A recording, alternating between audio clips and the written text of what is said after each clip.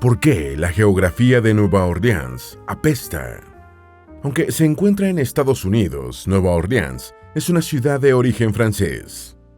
Fundada en 1718 como la Nouvelle Orleans, en honor al duque de Orleans, los franceses que crearon la ciudad la siguieron expandiendo, a pesar de sus frecuentes inundaciones. En Nueva Orleans desemboca el río Mississippi, el cual conectó y permitió el desarrollo de Estados Unidos antes de la existencia de vías ferroviarias. Pero pese a su importancia, la ciudad parece sobrevivir desastre tras desastre. En sus primeros 5 años, los huracanes destrozaron todos los asentamientos de una ciudad que apenas existía. Durante alrededor de 288 años, ha padecido 27 desastres importantes por ríos o huracanes, uno cada 11 años. En 2006, el huracán Katrina inundó el 80% de la ciudad. Nada de esto es casualidad, en realidad, es una simple consecuencia de su situación geográfica. Hace años, el área metropolitana de Nueva Orleans estaba completamente sobre el nivel del mar, pero en la actualidad, solo el 50% sigue así. Esta ciudad es también un centro cultural, es conocida por su carnaval, por su diversidad, y es la única cuna posible para que surgiera el jazz. Pero todo su valor humano no elimina un grave problema: la ciudad se está hundiendo. ¿Qué está pasando en Nueva Orleans? ¿Cómo el río Mississippi se convirtió en un enclave estratégico? ¿Por qué el jazz solo pudo haber surgido en Nueva Orleans y no en otro lugar del mundo? Todas estas preguntas las respondemos en este video. Antes de meternos a fondo, no te olvides de suscribirte a nuestro canal y activar las notificaciones para mantenerte al día con nuestras actualizaciones.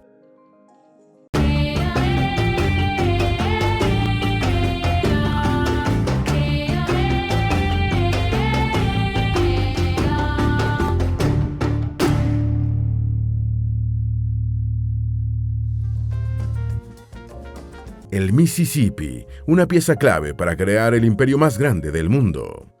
El río Mississippi es el principal sistema fluvial y comercial de Estados Unidos.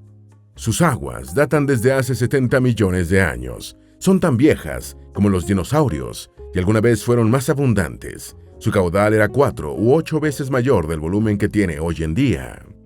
Se piensa que era parecido al del Amazonas, el río más caudaloso del mundo. Es probable que Cristóbal Colón haya conocido el río Mississippi. En la Biblioteca de Madrid de España hay un mapa de 1507, donde se muestra lo que parece ser la desembocadura de este río.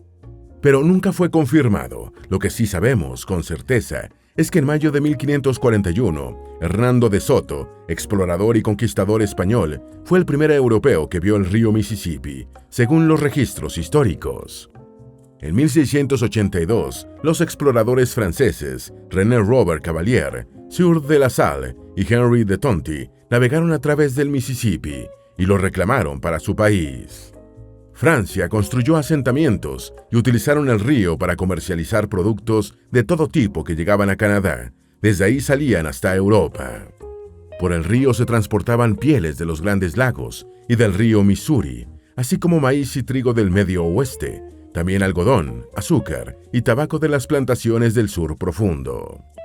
En 1717, un banquero escocés se interesó por el comercio de Luisiana. John Law, Contralor General de Finanzas de Francia, compró la Compañía de Mississippi para comercializar desde el valle del río Mississippi. Para lograrlo, estableció el Banco Privado General, más tarde rebautizado como Bank Royal. Esta institución financió a la Compañía de Mississippi. Francia otorgó autoridad al Banco Privado General para que imprimiera billetes que, en promesa, podían cambiarse por oro. Esto convirtió a la institución en una de las 6 del mundo en emitir papel moneda. Law parecía una figura que traería prosperidad a Francia. Sin embargo, en el pasado tenía fama de apostar y fue encarcelado por asesinato. Escapó de Londres con la ayuda de amigos y amasó una fortuna gracias a su habilidad en el juego. Para ganar dinero, Law usó un esquema financiero que los especialistas en finanzas, James Narron y David Ski, describen muy bien. En 1719, el gobierno francés permitió que Law emitiera 50,000 nuevas acciones en la Compañía de Mississippi, a 500 libras con solo 75 libras de pago inicial y el resto en 19 pagos mensuales adicionales de 25 libras cada uno. El precio de las acciones subió a 1.000 libras incluso antes de que venciera el segundo pago, y los ciudadanos comunes acudieron en masa a París para participar. Con base en este éxito, Law ofreció pagar la deuda nacional de 1.500 millones de libras mediante la emisión de 300.000 acciones adicionales a 500 libras pagadas en 10 cuotas mensuales. Law monopolizó el comercio del tabaco y de esclavos africanos y recababa los impuestos de los franceses. En una palabra, controlaba todo el comercio exterior y finanzas de Francia. Todo esto impulsaría al éxito de la Compañía de Mississippi. A mediados de 1719, la institución había emitido más de 600.000 acciones. El precio subió tanto que llegó a costar 15.000 libras por acción. Todo cambió cuando los accionistas empezaron a cambiar los billetes por oro. Sin capacidad de respaldo para las acciones, Law se manejó como un extraordinario estratega. Limitó las operaciones de cambio y acordó recomprar a un precio superior las acciones de la Compañía de Mississippi. Para sorpresa de todos, Law logró calmar las aguas. Pero esa burbuja económica duraría poco. Law imprimió más billetes y provocó una hiperinflación. Los alimentos subieron de precio y Law tuvo que devaluar los billetes y las acciones de su compañía. Entonces llegó el caos. La gente hizo filas para deshacerse de los billetes y cambiarlos por oro. El banco de Law tuvo que cerrar por 10 días. Finalmente, el banco colapsó y con ello las acciones de la Compañía de Mississippi. Law huyó a Francia. Se dice que los parisinos nunca más confiaron en otro respaldo que no fuera el oro. El río Mississippi jugó un papel importante en el desarrollo de Estados Unidos. Los europeos utilizaron estas aguas para explorar todo el territorio de lo que se convertiría en Estados Unidos. A principios de 1756, estalló un conflicto que se conocería como la Guerra de los 7 Años. Los principales contrincantes fueron Francia y España contra Gran Bretaña y Portugal. En la guerra se disputó la supremacía colonial de América del Norte e India y el control de Silesia, una región donde hoy está casi toda Polonia, y partes de República Checa y Alemania. Este conflicto finalizó en 1763 con el Tratado de París, el cual firmaron Gran Bretaña, Francia y España. Fue una victoria de los ingleses. Se estableció que la navegación del río Mississippi, desde su nacimiento hasta el océano, permanecería para siempre libre y abierta a los súbditos de Gran Bretaña y los ciudadanos de los Estados Unidos. Portugal otorgó a Gran Bretaña todas las tierras al este del Mississippi, excepto Nueva Orleans, y España las del oeste del río. Por su parte, Francia cedió a los españoles el territorio de Luisiana. Pero esto iba a cambiar. Hacia 1800, estalló una serie de conflictos que se conocen como las Guerras Napoleónicas. Ese año se firmó el Tratado de San Ildefonso, un acuerdo secreto entre España y Francia. El territorio de Luisiana pasó nuevamente a Francia. Estados Unidos se propuso controlar el río Mississippi e inició negociaciones con Napoleón Bonaparte. Luego de 20 días de haber recibido este territorio, Francia vendió Luisiana a Estados Unidos. En 1815, Estados Unidos aseguró el dominio del río cuando derrotó a Gran Bretaña en la batalla de Nueva Orleans. El comercio se expandió a medida que el transporte fluvial lo permitió. Canoas, barcas y balsas resultaron inadecuadas en principio, pero permitieron transportar mercancía. Todo cambió con el barco de quilla, una embarcación que sobrevivía a varios viajes, a diferencia de los anteriores, que se desmantelaban una vez se completaba el recorrido. La verdadera revolución de transporte ocurrió a principios del siglo XIX, cuando entró en escena el barco a vapor. El primero que viajó por el Mississippi fue el barco New Orleans. Lejos de ser una gran sorpresa, el barco estuvo condenado desde el primer día. Durante su viaje inaugural ocurrió el terremoto de Nuevo Madrid, en el estado de Missouri.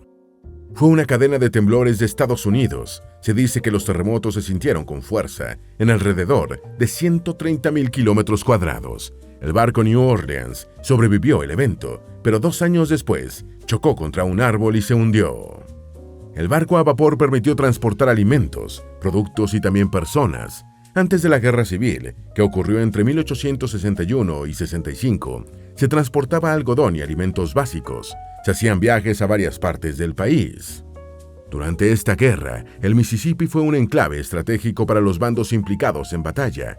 la Unión y la Confederación. Se libraron batallas cerca de las vías fluviales, se transportaron tropas y se instalaron estaciones de armas flotantes en este río. Años después, durante la Segunda Guerra Mundial, también se utilizó el río para transportar gasolina, petróleo, azufre y otros productos y materiales útiles para el conflicto bélico. Las aguas del Mississippi también se utilizaron para el traslado de embarcaciones del ejército y la marina que necesitaban llegar hasta el mar. En el transcurso de la historia, el Mississippi ha sido de gran importancia, pero también sus aguas han provocado desastres naturales.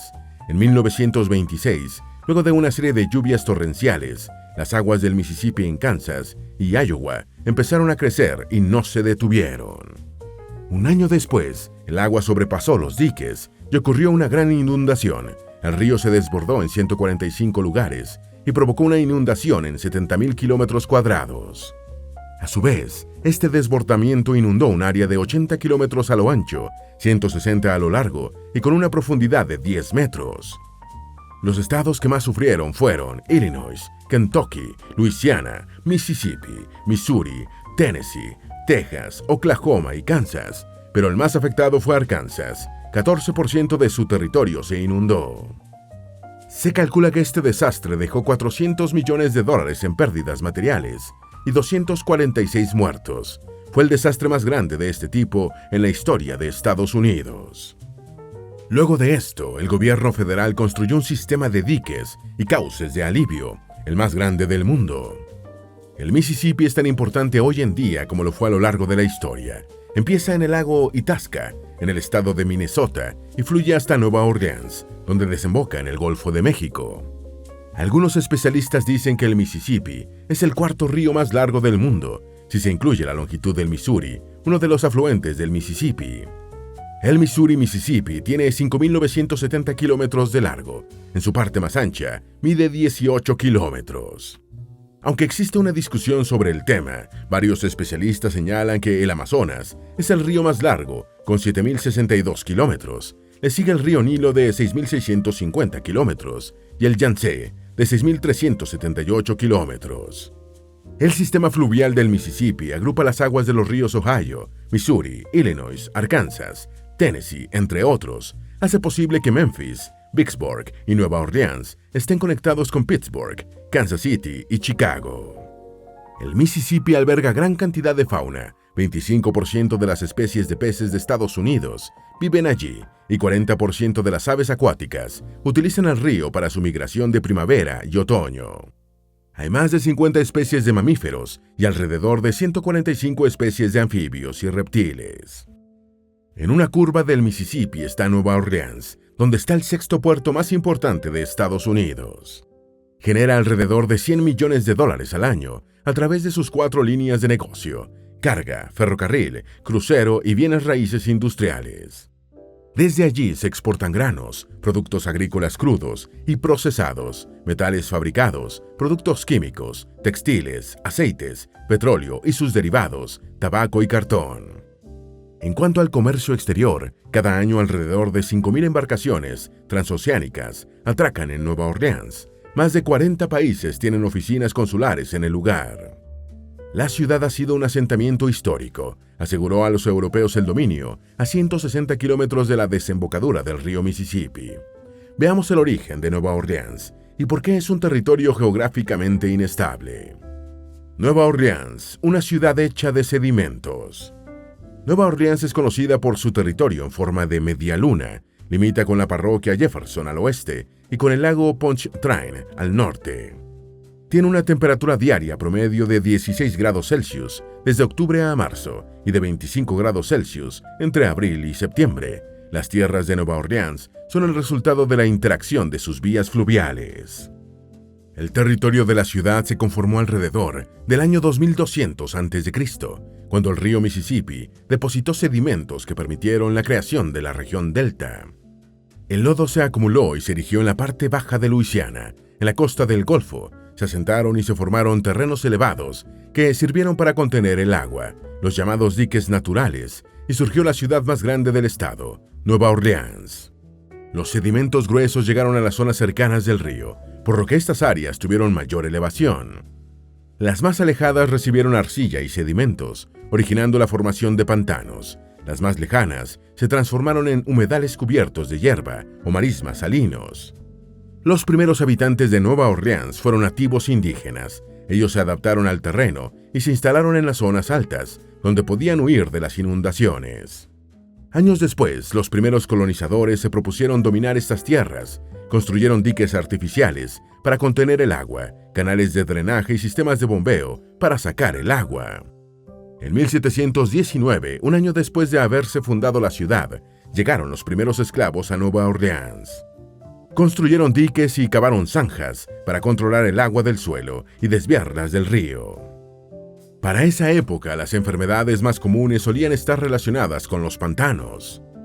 Para muchos eran consecuencia de ellos, pero en realidad eran provocadas por Aedes aegypti, mosquitos transmisores de fiebre amarilla que llegaron en los barcos europeos, proliferaban en ambientes insalubres. Las políticas de España en Nueva Orleans permitieron que algunos esclavos tuvieran manumisión, la capacidad de obtener libertad. Esto permitió que hubiese una población negra no esclava, aunque sí segregada. Según la página web de Nueva Orleans, en el momento de la compra de Luisiana en 1803, Nueva Orleans albergaba a 2.773 personas esclavizadas de ascendencia africana y 1.335 personas libres de color. Juntos, constituían el 51% de la población total de la ciudad, de 8.056 personas. Esto explica por qué aún en la actualidad la mayoría de la población de Nueva Orleans es negra, un 58.5% de los habitantes. Durante mucho tiempo, la ciudad se dividió geográficamente a partir de las condiciones naturales más y menos favorables. Las familias más poderosas vivían en zonas donde el terreno era más alto, menos propenso a inundaciones. En cambio, los más pobres se asentaban en zonas bajas, donde había urbanizaciones fangosas y mayor probabilidad de inundaciones. En 1816 y nuevamente en 1849, la contención de los diques falló y las aguas traspasaron la ciudad. Los desastres naturales exacerbaron las diferencias sociales. La clase pobre tuvo que abandonar la ciudad hasta por un mes. Varios momentos históricos transformarían la demografía de la ciudad. Entre 1830 y 1890, tranvías y ferrocarriles permitieron que la clase más adinerada se mudara de suburbios. En la Guerra Civil, emigrantes negros se fueron a Nueva Orleans, donde el segregacionismo los obligó a apartarse en lugares como la actual Central City. Los supremacistas blancos presionaron para que la población negra viviera en ciertas zonas limitadas. El sector inmobiliario hizo pactos racistas para crear vecindarios que separaran a negros de blancos. En la posguerra, la demografía cambió. Disminuyó la llegada de irlandeses y alemanes y aumentó la de italianos, croatas, griegos, judíos ortodoxos, polacos y rusos. En la década de 1900, cada nacionalidad se agrupó en zonas y Nueva Orleans fue adoptando una división natural. Los barrios se rebautizaron en otros apodos según la nacionalidad. Por ejemplo, en el barrio francés inferior estaba Little Palermo, Chinatown en 1100 Tulane Avenue, el barrio judío en la Dry Edge Street y el barrio griego en North Dorchenouse. También el Canal de Irlanda, la pequeña Sajonia, entre otros. Durante largo tiempo, la población negra vivió en terrenos más bajos. Esto cambió ligeramente en 1910, cuando el sistema de drenaje municipal permitió el desarrollo de las urbanizaciones Gentilly y Lakeview. En terreno bajo, la población blanca se mudó a estas urbanizaciones, pero con el pasar de los años, las zonas más altas también han sufrido hundimientos. De manera que esa antigua división por raza se ha desvanecido a través de los años. En la actualidad, el pronóstico es que Nueva Orleans se seguirá hundiendo. ¿Por qué ocurre esto? Te lo explicamos a continuación. ¿Por qué Nueva Orleans se está hundiendo? Por un tiempo, las tecnologías de drenaje y los diques para contener el agua generaban una sensación de seguridad. Sin embargo, la expansión urbana, el hundimiento de los suelos, la excavación de canales en el este y Cisjordania, así como extracción de petróleo y gas, afectan a toda la región. Nueva Orleans se expuso a un riesgo geofísico cada vez mayor con el transcurso de los años.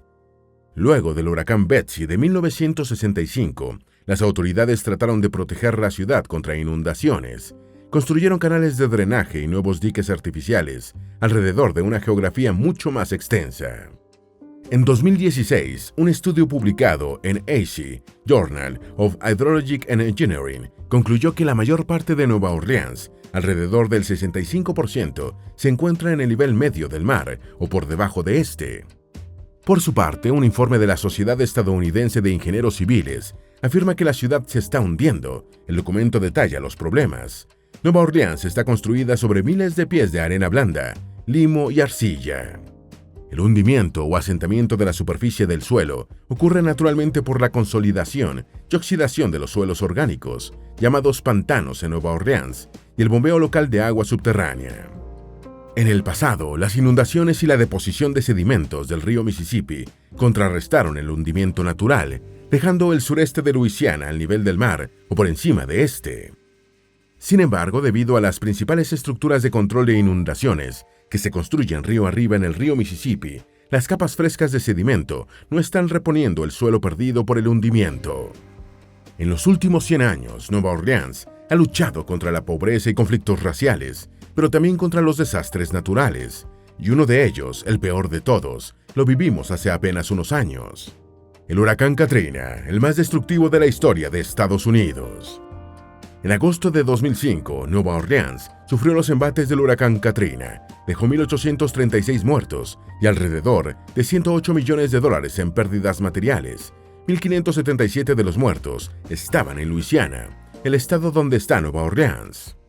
Según una publicación en la revista Proceedings of the National Academy of Science, antes del huracán se estimaba que 437.186 habitantes vivían en un cuenco. La mitad permanecía debajo del nivel del mar, protegida por los diques naturales del río Mississippi y los diques construidos a lo largo del lago Pontchartrain, pero con Katrina, esa mitad vivió lo peor. Los diques de contención fallaron y casi toda la ciudad se inundó. La población se desplazó o murió. Se calcula que el número de habitantes de Nueva Orleans se redujo a más de la mitad. Pasó de tener 484.674 habitantes en abril del año 2000 a 230.172 en julio del año 2006. Luego del desastre, se responsabilizó al Cuerpo de Ingenieros del Ejército de Estados Unidos por la falla de contención del sistema de diques. Se criticó que el alcalde de la ciudad, Ray Nate, no tomara las medidas correctas. Quizá lo más grave es que Nate ignoró la recomendación de evacuar inmediatamente a la población de Nueva Orleans. El plan era iniciar el operativo 50 horas antes de que Katrina tocara tierra. De esta manera se evitaría un congestionamiento al momento de la salida. Luego del huracán Katrina, se mejoró el sistema de drenaje y bombeo en la ciudad. Sin embargo, Nueva Orleans no ha logrado reconstruirse. Expertos señalan que se han hecho esfuerzos para recuperar la ciudad, pero todavía no está preparada para otro evento catastrófico. Señalan que hay conflictos entre los gobiernos municipal, estatal y federal para la reconstrucción de la ciudad. Tienen asesores y contratistas externos que no logran ponerse de acuerdo. El cambio climático empeora todos los problemas, pues amplifica las tormentas, el aumento del nivel del mar y el hundimiento de la tierra. Especialistas pronostican que Nueva Orleans es una bomba de tiempo. Ante esta amenaza se recomienda la reconstrucción de los diques, construcción de edificios resistentes a inundaciones y vientos, y un nuevo plan de evacuación efectivo. Además, se ha recomendado que con las nuevas mejoras la ciudad sea más pequeña, pero esté mejor planificada. En los últimos años, han surgido proyectos como Vivir con Agua, a cargo de la empresa Wagoner & Bold. En el documento se resumen los principales problemas que tiene la infraestructura de Nueva Orleans. 1. Los sistemas de drenaje se ven abrumados regularmente por una gran cantidad de escorrentía, es decir, el agua que se rebasa de su cauce. 2. El bombeo subterráneo excesivo provoca que bajen los niveles de agua subterránea y, por lo tanto, que la tierra se hunda. 3. Los activos de agua críticos se desperdician, se esconden detrás de las paredes, se entierran bajo tierra o se bombean fuera de la ciudad. La idea del proyecto es que Nueva Orleans pueda vivir con el agua en lugar de luchar contra ella. ¿Qué significa esto? Incrementar a largo plazo la seguridad para alimentar las inundaciones y hundimientos localizados, hacer espacio para el agua y hacerla visible en el paisaje urbano, retener el agua de lluvia donde cae y ralentizar su flujo, diseñar edificios y ciudades resistentes al agua. A pesar de la historia de desastres naturales y luchas raciales, la geografía y dinámica social de Nueva Orleans permitió la integración cultural de afroamericanos, franceses y norteamericanos. Esto permitió una diversidad cultural única que ha permitido el desarrollo de expresiones artísticas muy ligadas a esta ciudad. Una de ellas de seguro la conoces y es un excepcional género musical. El jazz, fusión cultural entre negros y blancos. El jazz fue una forma de expresión popular que surgió a finales del siglo XIX entre las comunidades afroamericanas de Nueva Orleans. Se derivó el blues y el ragtime. Su nombre proviene de un argot que significa energía. Una de las figuras más carismáticas del jazz fue Louis Armstrong, nativo de Nueva Orleans. Es difícil definir con precisión al jazz como género musical. Comenzó con improvisación y luego fue tomando forma a partir de las influencias de los ritmos africanos y armonía europea. El banjo, guitarra y percusión vienen de las tradiciones de África Occidental, mientras que el trombón, saxofón, contrabajo y piano de las influencias europeas. La Biblioteca Británica señala que el jazz, de hecho, no es, y nunca ha sido, una música totalmente compuesta y predeterminada, ni es totalmente improvisada. Durante casi toda su historia, ha empleado enfoques creativos en diversos grados y permutaciones infinitas. Y sin embargo, a pesar de estas diversas confusiones terminológicas, el jazz parece reconocerse y distinguirse instantáneamente como algo separado de todas las demás formas de expresión musical. El jazz solo se desarrolló en Estados Unidos y no en Sudamérica o el Caribe, y solo pudo ser así en un lugar tan particular. ¿Por qué? A principios del siglo XIX, muchos negros se emanciparon y desarrollaron en libertad sus tradiciones culturales. En Brasil, por ejemplo, la población negra estaba tan aislada de los blancos que sus tradiciones se conservaron en su forma más pura. No hubo fusión cultural, como ocurrió en Nueva Orleans. Irónicamente, el jazz existe por esa dinámica de trata de esclavos que existió específicamente en Estados Unidos. Los blancos prohibieron expresiones culturales a los negros, por lo que la única opción que tuvo la comunidad para mantener algo de su cultura, gustos y expresiones fue tomar aspectos locales y fusionarlos para permitir su aprobación. De esta unión inesperada surgió un nuevo ritmo, una combinación de elementos que solo podía ocurrir en una ciudad con la dinámica social, racial y de clases que ofrecía Nueva Orleans. La población negra de Nueva Orleans todavía es mayoría y sigue viviendo en zonas bajas y de mayor riesgo. Esto ha provocado que organizaciones políticas, sociales y religiosas negras e interraciales trabajen para mejorar las condiciones de vida de esta población. Con los años, la tradición histórica de separación de clases ha cambiado. Ahora la población negra tiene mayor movilidad social. Esto ha influido en el éxito de muchos de estos proyectos que buscan mejoras. Pero Nueva Orleans no ha resuelto del todo sus problemas geográficos. Especialistas señalan que es cuestión de tiempo para que ocurra un nuevo desastre. Actualmente, la ciudad tiene alrededor de 24 estaciones de bombeo y drenaje. Este sistema es uno de los más grandes del mundo y pese a ello, se queda corto ante las necesidades reales de la ciudad. Esperamos que este video te haya sido útil. Si tienes algo que agregar, por favor compártelo con nosotros en la sección de comentarios. Dale me gusta a este video y envíale el enlace a familiares y mejores amigos para que aprendan más de la geografía del planeta. Si eres nuevo en nuestro canal, no olvides suscribirte y seguirnos en todas nuestras redes sociales que están debajo de la descripción. Recuerda, la mejor forma de aprender de la Tierra es explorándolo con GeoEasy's.